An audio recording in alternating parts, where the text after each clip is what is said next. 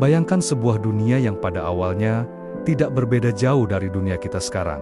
Kota yang luas, gedung yang menjulang, dan manusia yang terus berlari mengejar impian mereka. Namun perlahan, sesuatu berubah.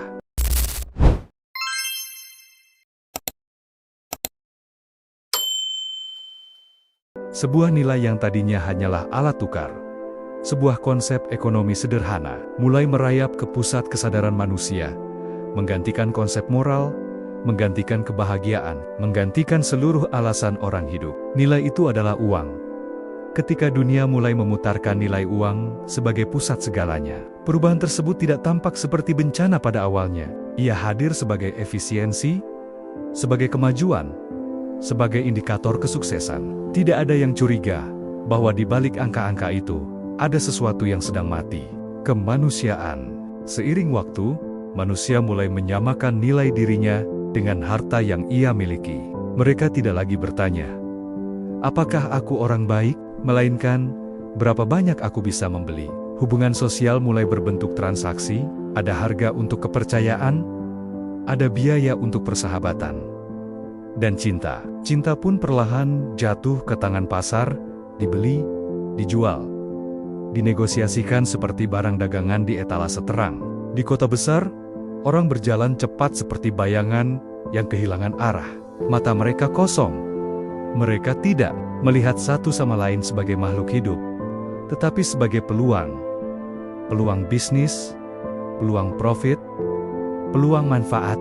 Setiap percakapan memiliki subteks ekonomi. Setiap bantuan memiliki tagihan tak terlihat. Bahkan senyum sesuatu yang dulu tulus kini menjadi strategi pemasaran diri.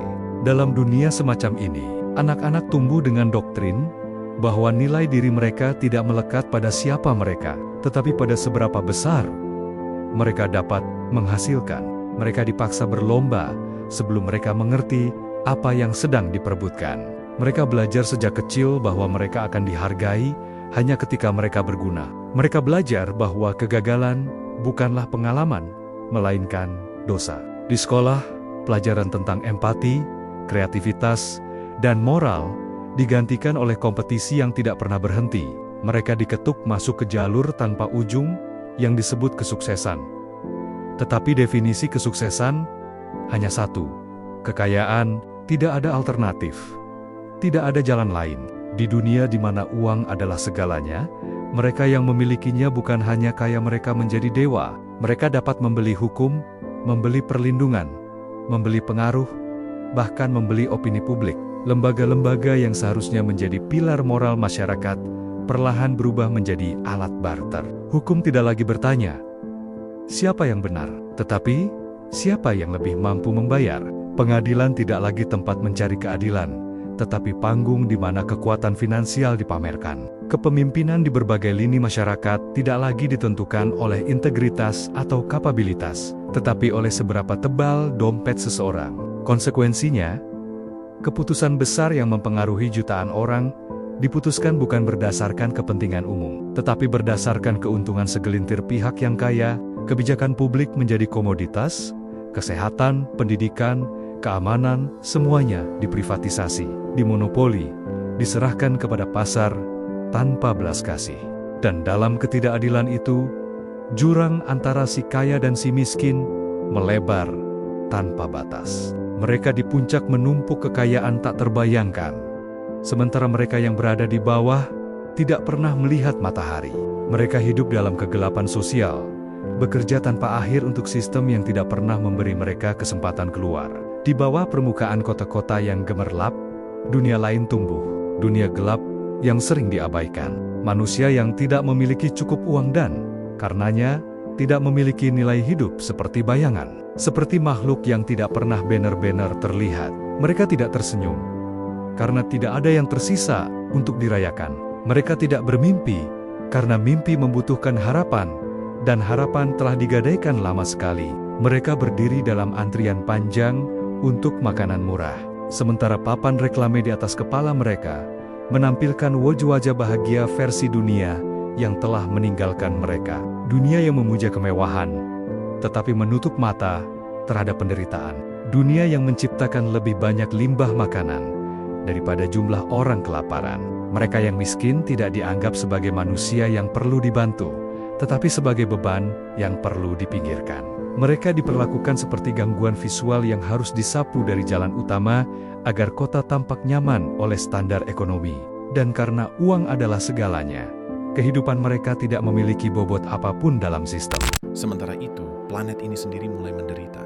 Jika seluruh dunia mengukur nilai hanya dari keuntungan, maka alam hanyalah objek untuk diperas. Hutan ditebang tanpa ampun. Laut dikeruk habis dari seluruh isinya. Tanah dipaksa menghasilkan sampai akhirnya mati. Industri terus bergerak siang dan malam, memuntahkan racun ke langit, ke sungai, ke tubuh manusia. Tidak ada ruang untuk mempertimbangkan masa depan, karena masa depan tidak memiliki nilai moneter langsung. Bumi merintih, tetapi jeritan itu kalah oleh suara mesin yang menghitung keuntungan. Ketika badai semakin besar, ketika musim berubah liar, ketika bencana alam semakin sering, dunia hanya menatap dan bertanya, berapa biayanya untuk memperbaiki semua ini? Atau lebih kejam lagi, berapa kerugian jika kita tidak melakukan apa-apa? Dan ironinya, mereka yang paling banyak merusak adalah yang paling sedikit terdampak. Mereka membangun benteng, membeli keamanan, mengasingkan diri dalam zona nyaman yang memiliki udara bersih dan makanan murni. Sementara itu, mereka yang tidak punya apa-apa menanggung konsekuensi dari dosa yang mereka sendiri tidak pernah punya kesempatan untuk hindari. Dalam hubungan antar manusia, dunia semacam ini menciptakan kekosongan yang sulit dijelaskan. Cinta menjadi rapuh, persahabatan menjadi dangkal, keluarga menjadi medan tekanan. Hubungan dibangun dengan syarat tak tertulis, selama menguntungkan. Tidak ada yang ingin lemah, tidak ada yang ingin jujur. Kejujuran adalah liabilitas di dunia yang menilai manusia berdasarkan aset. Orang-orang hidup dalam ketakutan, bukan ketakutan akan bahaya fisik, tetapi ketakutan kehilangan nilai. Ketakutan menjadi tidak berguna, ketakutan menjadi tidak cukup kaya untuk dicintai, dihormati, atau bahkan didengar. Dan ketakutan itu menggerogoti jiwa secara perlahan, menciptakan masyarakat yang penuh kecemasan, depresi, dan kelelahan kronis. Mereka belajar untuk tersenyum di atas rasa hampa. Mereka belajar untuk menampilkan kesuksesan, meskipun batin mereka retak. Dunia berubah menjadi panggung besar, dan manusia menjadi aktor yang dipaksa memainkan peran yang sama setiap hari, tanpa pernah benar-benar merasa hidup. Namun ada satu ironi paling gelap dari semua ini. Dunia yang menjadikan uang sebagai segalanya pada akhirnya tidak pernah puas. Sistem ini tidak memiliki titik akhir. Semakin manusia mengejar uang, semakin mereka kehilangan hal-hal yang tidak dapat dibeli. Kedamaian, ketulusan, kebijaksanaan, kebahagiaan. Sampai pada satu titik, dunia ini tidak lagi terlihat seperti tempat tinggal manusia. Ia menjadi mesin besar yang berjalan tanpa jiwa, digerakkan oleh angka-angka yang terus bertambah, sementara hati manusia perlahan mengering. Manusia menjadi pengguna, bukan penjaga. Pemilik, bukan sahabat, penguasa, bukan pelindung. Dan pada akhirnya, mereka berdiri di puncak pencapaian materi, hanya untuk menemukan bahwa mereka telah kehilangan apa yang membuat mereka manusia. Mereka mendapatkan dunia